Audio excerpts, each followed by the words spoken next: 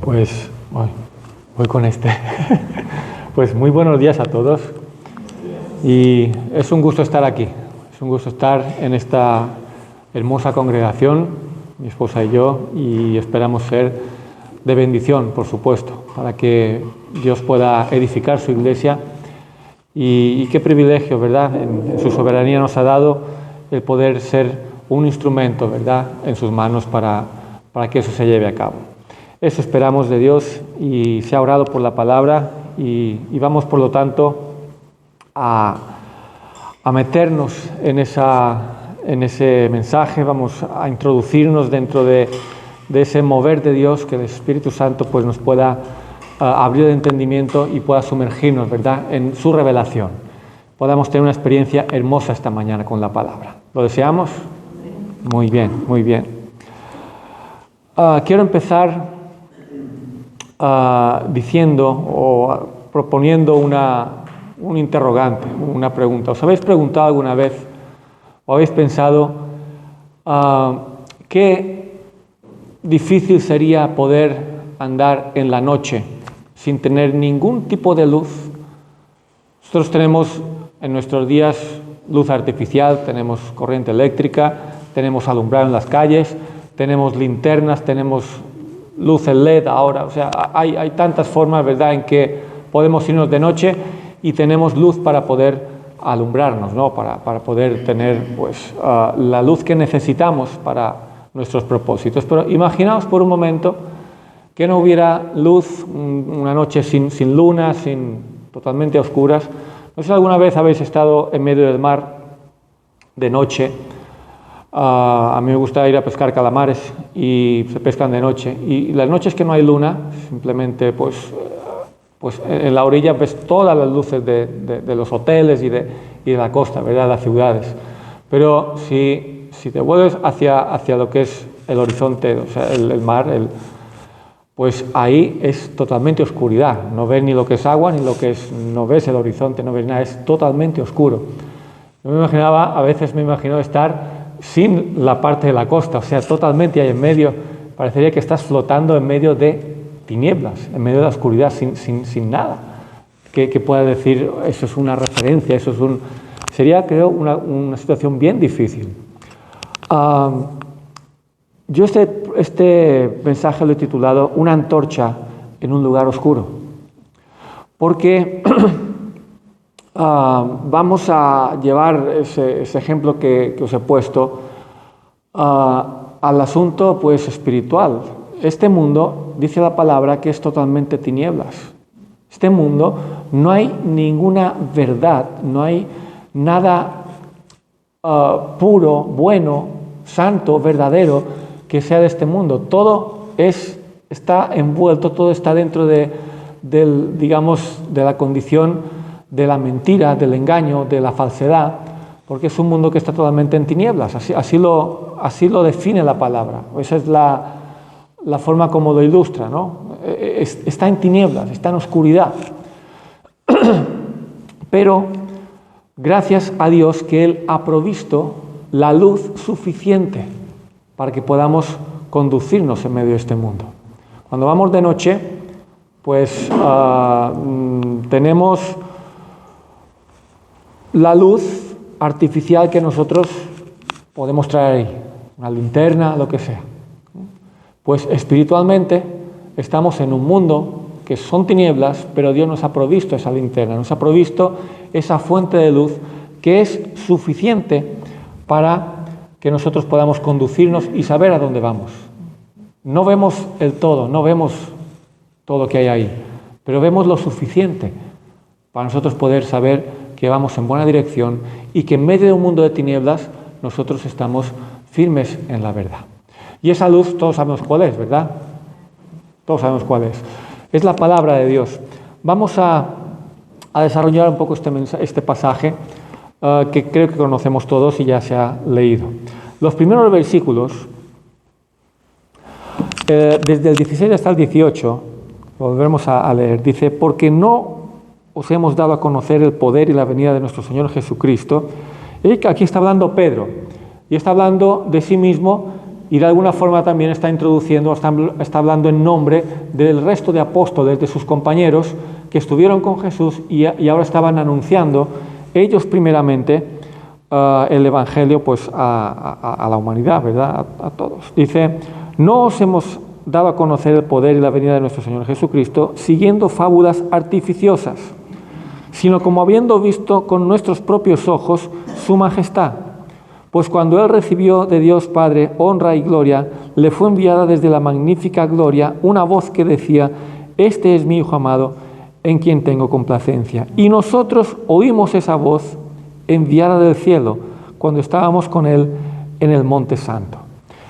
Pedro está aquí diciendo, nosotros, los apóstoles, yo y mis compañeros de ministerio que os hemos anunciado el Evangelio, no os hemos venido a contar un cuento inventado, no os hemos venido a contar algo que hemos imaginado o que sea algo artificioso, sino que nosotros hemos visto con nuestros ojos a Jesús, hemos visto su gloria, sabemos perfectamente de quién estamos hablando y lo que estamos hablando de Él porque lo hemos palpado, hemos estado ahí y somos sus testigos. Él hace referencia quizá a la experiencia más intensa que tuvieron él y sus dos compañeros, los hijos de Zebedeo, ¿verdad?, en ese monte cuando Jesús se transfiguró. ¿Verdad? Ahí en Mateo 17, en Marcos 9 y en Lucas 9, en esos los tres evangelios sinópticos, aparece el relato de esa experiencia que tuvieron, donde Jesús lo llevó a un monte y ahí se transfiguró. Y ahí pues Jesús resplandeció y ahí pues de esa nube vino esa voz del Padre que decía, este es mi Hijo amado, en Él tengo complacencia. Por lo tanto, creo que Pedro estaba aquí testificando de la experiencia más intensa que tuvieron al percibir la gloria de Cristo, para saber qué era el Cristo. Pero no fue la única experiencia, tuvieron más, ellos estaban viendo continuamente, la gloria que irradiaba de Jesús, manifestando que Él es el Cristo. Cuando Juan, por ejemplo, narra ahí en su Evangelio, en la carta de Juan, el Evangelio de Juan, en el capítulo 1 y el versículo 14, habla ahí lo que dice Juan, no solamente Pedro. Dice el versículo 14, y aquel verbo fue hecho carne. Y el verbo, sabemos que habla pues de Jesús, ¿verdad? Dice, y habitó entre nosotros. Y dice, y vimos su gloria, gloria como del unigénito del Padre, lleno de gracia y de verdad. Vimos su gloria, dice. Nosotros vimos con nuestros ojos. Pasando al siguiente capítulo de Juan mismo, en el capítulo 2, el versículo 11, aparece ahí las bodas de Caná. Y dice el versículo 11, este principio de señales hizo Jesús en Caná de Galilea, cuando convirtió el agua en vino, ¿verdad? Un milagro muy famoso y que fue la primera señal que Juan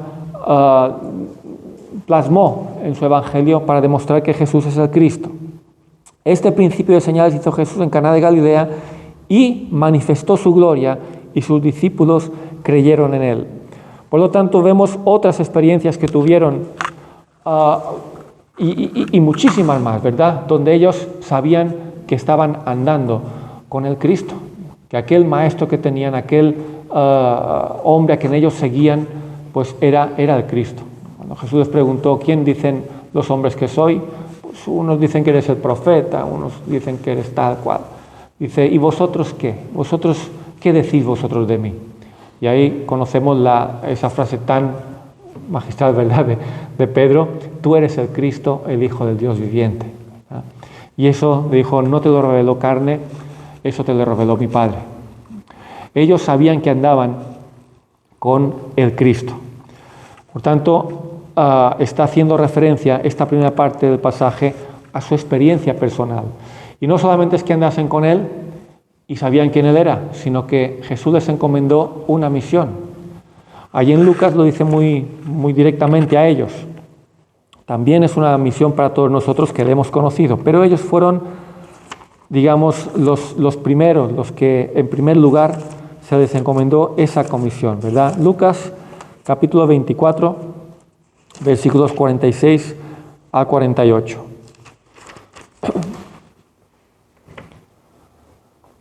Dice, y les dijo, ya una vez resucitado y que se manifestó a ellos, ¿verdad? Dice, así está escrito y así fue necesario que el Cristo padeciese y resucitase de los muertos al tercer día, y que se predicase en su nombre el arrepentimiento y el perdón de pecados en todas las naciones, comenzando desde Jerusalén. Y el 48 dice, y vosotros sois testigos de estas cosas. Y vosotros sois testigos de estas cosas. Vosotros sois mis testigos. Vosotros sois los encargados de transmitir, de llevar al mundo el mensaje de lo que habéis visto de mí, lo que habéis visto en mí, quien yo soy y mi obra en la cruz para salvar a la humanidad. Ellos eran los testigos. En el libro de Hechos, capítulo 5, versículo 32, cuando son interrogados, ¿verdad? Perdón, Pedro y Juan, dice en el versículo 32, y nosotros somos testigos suyos de estas cosas, y también el Espíritu Santo, el cual ha dado Dios a los que le obedecen. O sea, ellos tenían claro cuál era su misión. Aquí estaban sufriendo ya persecución, aquí se les estaba impidiendo que predicasen a Jesús, se les estaba amenazando, estaban ya en esas dificultades, en esos problemas, pero ellos tenían claro y dicen, nosotros para esto estamos en este mundo, para ser testigos de lo que hemos visto y oído, para ser testigos del Cristo y nosotros pues a poder así anunciar la salvación en Él. Por tanto, podemos confiar plenamente, ¿verdad?, en el testimonio de esos hombres que sellaron su testimonio con sus vidas. Sabemos que los apóstoles fueron martirizados, ¿verdad? Murieron por causa de su fe. Y esa es quizá la prueba más contundente, cuando una persona es capaz de defender sus argumentos, defender lo que uno predica hasta las últimas consecuencias, aunque me cueste la vida.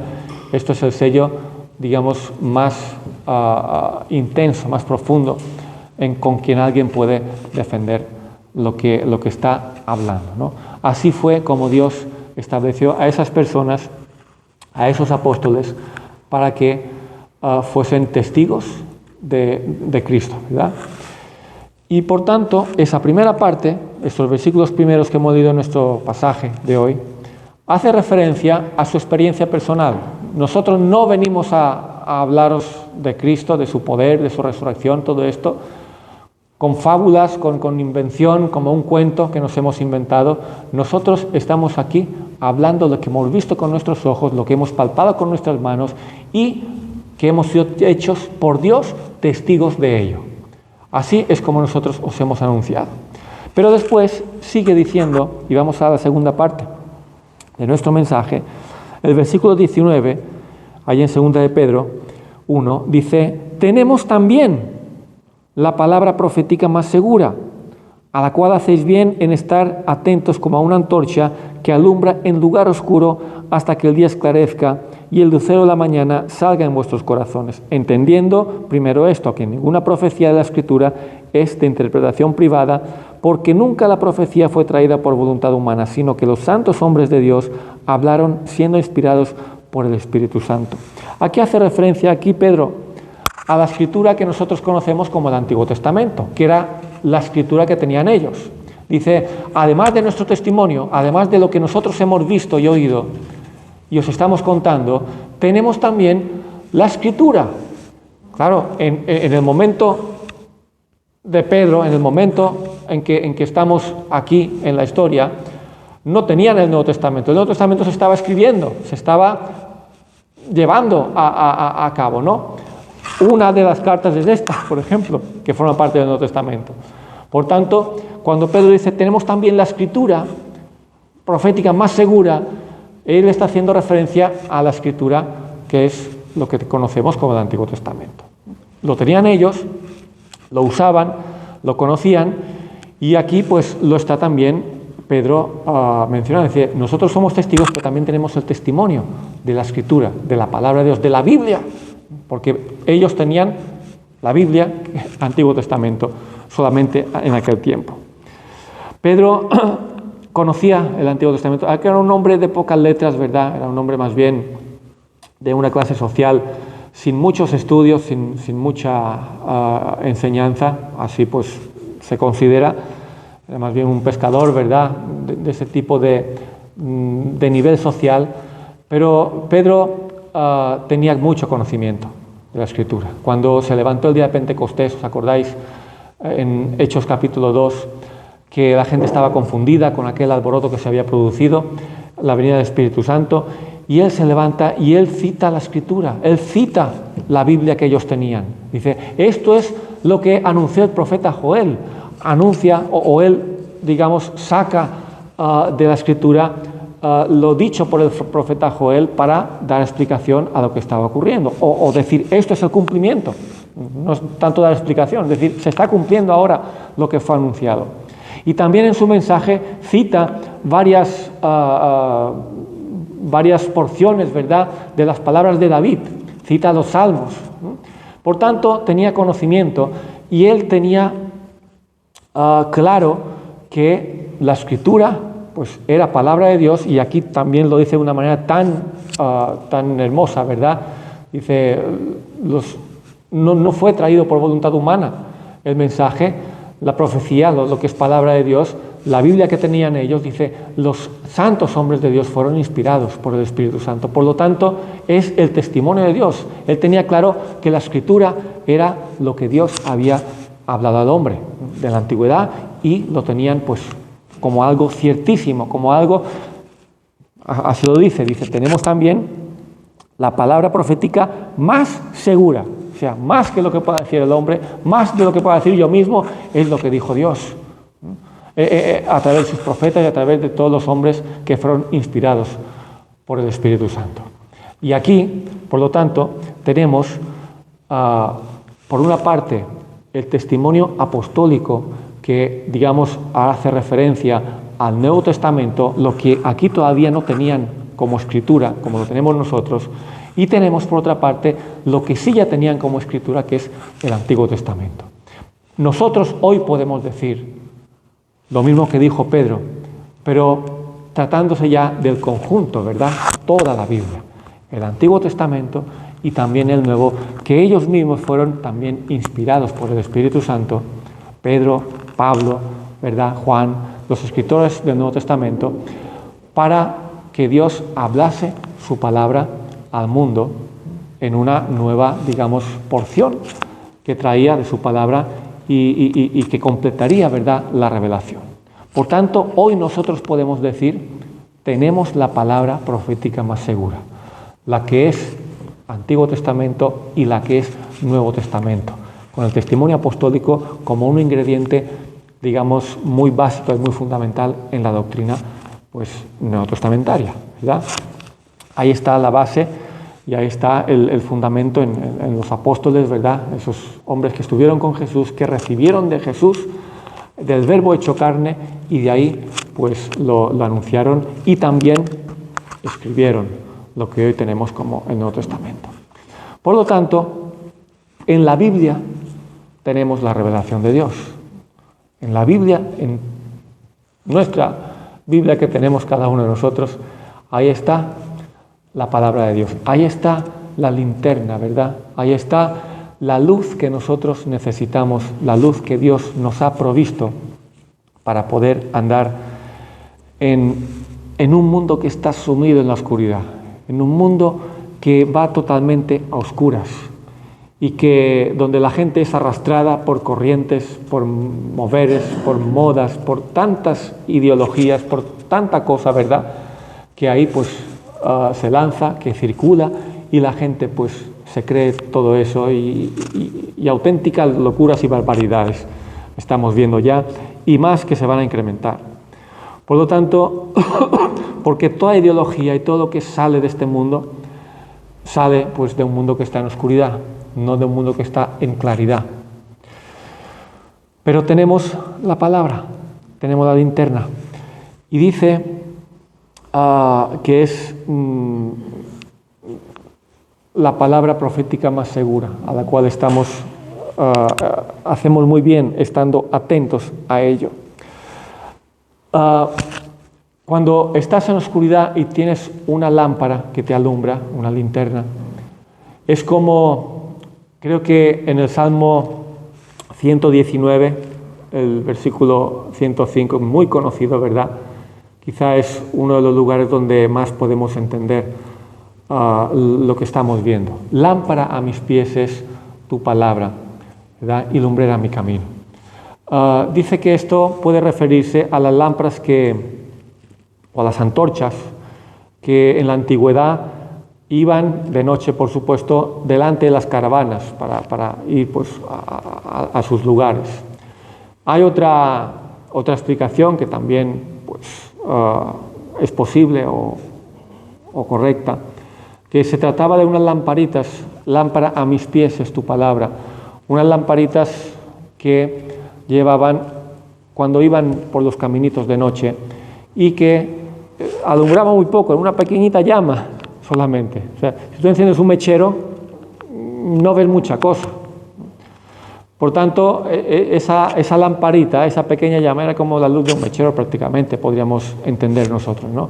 Pero si la ponías muy cerca de tus pies, la llevabas, pues veías dónde estaba el caminito.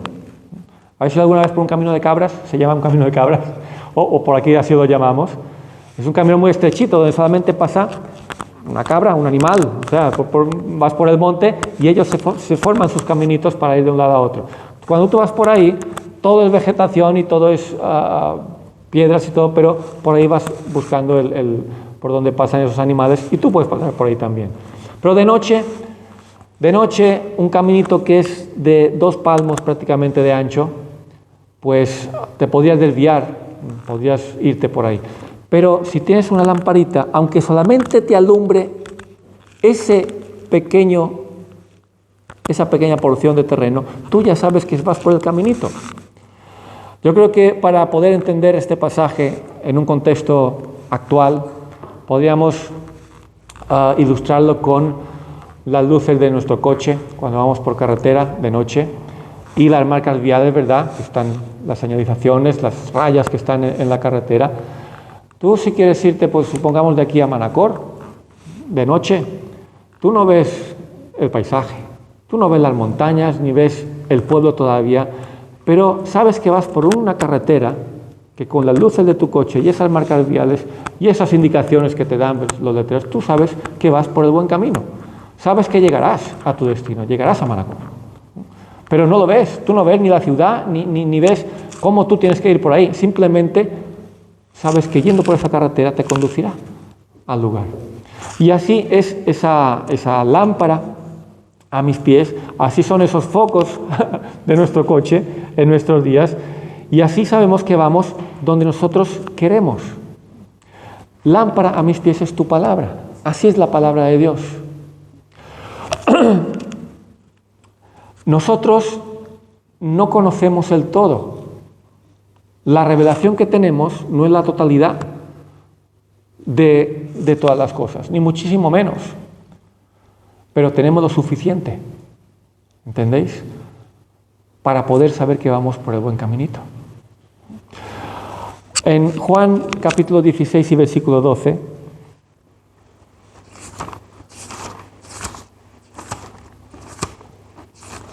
Jesús dijo algo a sus discípulos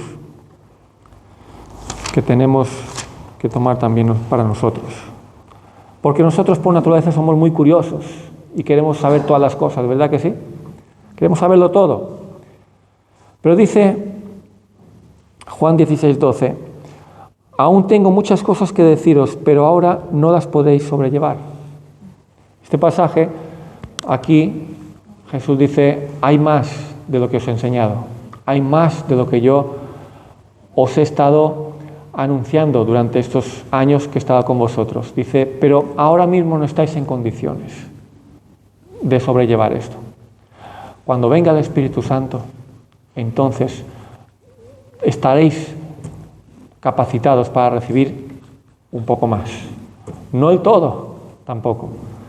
Pero poder recibir más, poder recibir lo que aún tengo que deciros y aún es necesario que conozcáis, pero que ahora mismo no estáis en condiciones. Tenemos que reconocer esto. Nosotros no estamos en condiciones de saber según qué cosas. ¿Entendéis? Un niño pequeño no está en condición de saber según qué cosas.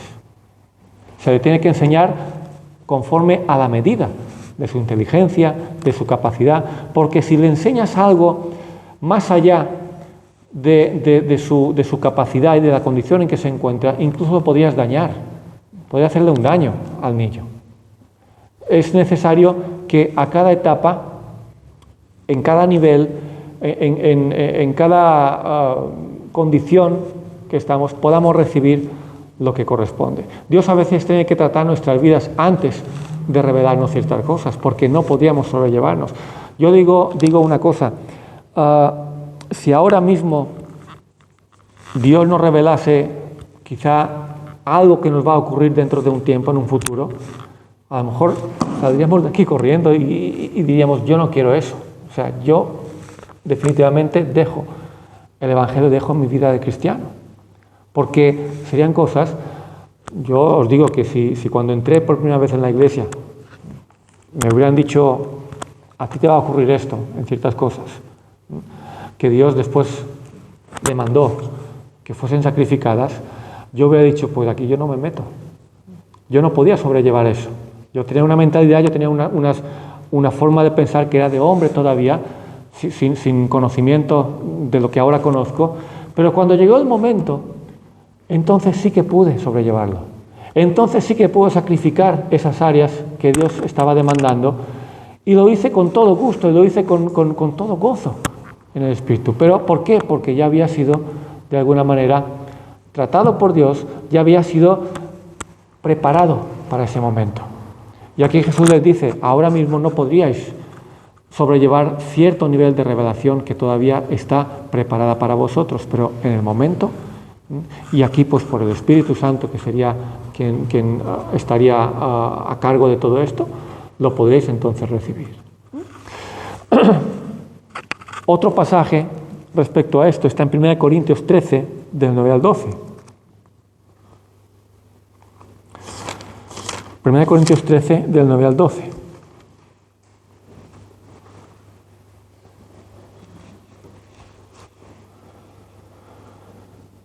Y dice, porque en parte conocemos y en parte profetizamos. Profetizar significa básicamente hablar de parte de Dios. O sea, lo que Dios dice es traído aquí al mundo. En parte profetizamos, en parte anunciamos lo que Dios nos ha dicho a nosotros. Pablo es otro de los apóstoles, ¿verdad? No de los 12 que estuvieron con Jesús, pero un apóstol pues lleno de la gracia de Dios para traer revelación. Y tenemos sus cartas, ¿verdad? Dice, porque en parte conocemos y en parte profetizamos. Mas cuando venga lo perfecto, entonces lo que es en parte se acabará. Cuando yo era niño, hablaba como niño, pensaba como niño, juzgaba como niño. Mas cuando yo fui hombre, dejé lo que era de niño. Ahora vemos por espejo, oscuramente, mas entonces veremos cara a cara. Ahora conozco en parte, pero entonces conoceré como fui conocido. Qué interesante también este pasaje, es lo que estamos hablando. Y Pablo hace esa referencia. Cuando yo era niño, lo que os he dicho antes, tenía una capacidad para poder estar en las cosas de un niño y para poder aprender cosas, pero como aprenden los niños. Ahora, cuando ya fui hombre, cuando ya fui mayor, pues ahí ya se me pudo dar mucho más. De niño pues se te da leche, papillitas, pero cuando ya eres grande, quieres un entrecot de vez en cuando, o quieres algo un poco más sólido, ¿verdad? Y así es la revelación. Nosotros debemos asumir que ahora solamente en parte Dios nos ha concedido la revelación que podemos sobrellevar y que podemos nosotros y que necesitamos. Jesús le dijo, ¿os acordáis de Nicodemo? Ahí en Juan capítulo 3, dice, si yo os estoy hablando cosas terrenales, si yo os estoy dando aquí un mensaje en una forma que podéis recibir, con palabras de hombre, os lo traigo traducido de lo que se habla en el cielo. Yo me he hecho hombre para, como hombre, estar entre vosotros y daros las cosas de la manera que los hombres lo podéis recibir. Jesús es la revelación, ¿verdad? En primer lugar, dice, pero si yo os estoy hablando estas palabras a la manera de que podéis entender, por parábolas y todo eso, dice, y no creéis, dice, ¿qué pasaría si yo os hablase como se habla en el cielo? Si yo os hablase en ese lenguaje, si yo os revelase la plenitud de Dios, así como son las cosas en el cielo, ¿qué pasaría con vosotros? O sea, no estamos en condiciones, no estamos con la capacidad. Por eso Pablo aquí dice, ahora conocemos en parte. Ahora en nuestra condición Dios nos ha dado lo que podemos digerir, lo que podemos asumir, ¿verdad? Pero cuando venga lo perfecto, entonces ya dejaremos lo que es en parte. Cuando era niño, lo de niño. Cuando fui mayor, ya ahí se me aclararon muchas cosas que no entendía de niño. Cuando venga lo perfecto, cuando Cristo venga, es como que, fijaos, vamos a otro pasaje que está en Deuteronomio 29:29. Hay cosas que simplemente hay que asumirlas. Así dice Dios, así tenemos nosotros que creer y someternos a lo que Dios dice. Porque no es que Dios nos quiera tener cosas en secreto, todo lo contrario. Jesús dice, yo os he venido y todo lo que hay en casa de mi Padre, todo lo que he recibido del Padre, yo todo os lo he dicho. Yo vengo a revelaros al Padre, que Dios es vuestro Padre, yo vengo a deciros todo lo del Padre, pero a la manera que lo podáis recibir, ¿verdad? Deuteronomio 29:29 dice, las cosas secretas pertenecen ¿a quién? A Jehová, pertenecen a Dios. Dice, a Jehová nuestro Dios, mas las reveladas son para nosotros y para nuestros hijos para siempre, para que cumplamos todas las palabras de esta ley. Las cosas secretas pertenecen a Dios. Lo que Dios no ha querido revelar es cosa suya, le pertenece a Él. Preocupémonos de creer y andar conforme a lo que sí nos ha revelado, porque esa es la luz que Dios nos ha provisto para que andemos por el caminito estrecho, angosto, ¿verdad?, pero que nos lleva a la vida eterna. Y como decía Pablo, cuando venga lo perfecto, cuando venga ya la luz, es cuando recibiremos y conoceremos a Dios así como Él nos conoce a nosotros. En la venida de Cristo, las cosas van a ser pues despejadas, lo que ahora está en tinieblas. Romanos 13:12 dice, la noche está avanzada y se acerca ¿qué? El día. Desechemos pues las obras de las tinieblas y vistámonos las armas de luz. La noche está avanzada, se está acercando el día. Cada vez más se está acercando la venida de nuestro Señor. Y ese es lo que aquí aparece como el día.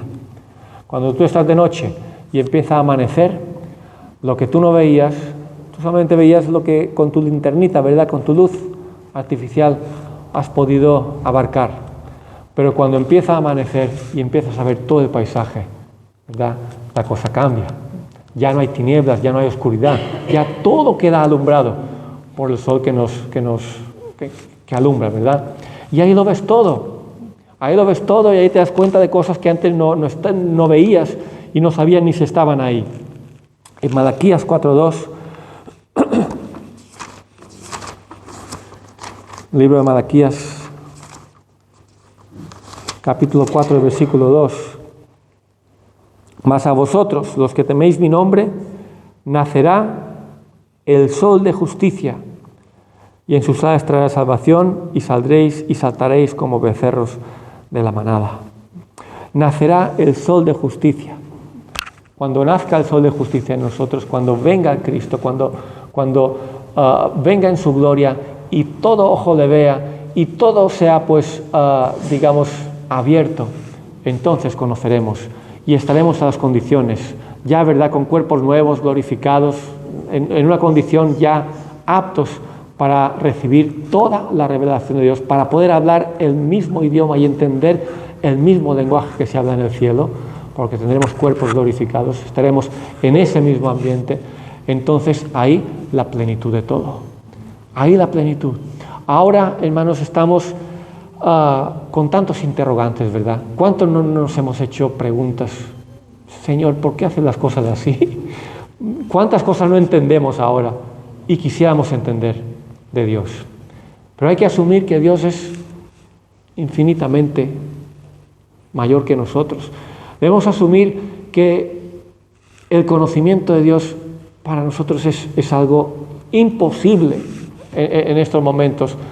Ya no hablemos de la plenitud, hablemos de una medida que hermanos, supongamos que el todo fuera el mar y nosotros una pequeñita gota de agua de ese mar es lo que ahora podemos entender. Pero esa pequeñita gota, que es esto, no es suficiente para poder andar en luz, para poder saber que vamos por un camino donde es seguro, donde Dios nos ha trazado, y que sabemos que andando por Él, aunque no veamos el resto, aunque tengamos confusión en muchas cosas, simplemente creyendo a la palabra y andando conforme a ella, pues Dios nos tiene en su buen camino. Y el día que aparezca Cristo, nos maravillaremos de ver el todo. Nos sorprenderemos, nos maravillaremos, diremos, pues, wow, Señor, me llevaste por ahí, ahora lo veo todo. Y qué glorioso lo que has hecho. Amén. Oramos, terminamos con una oración.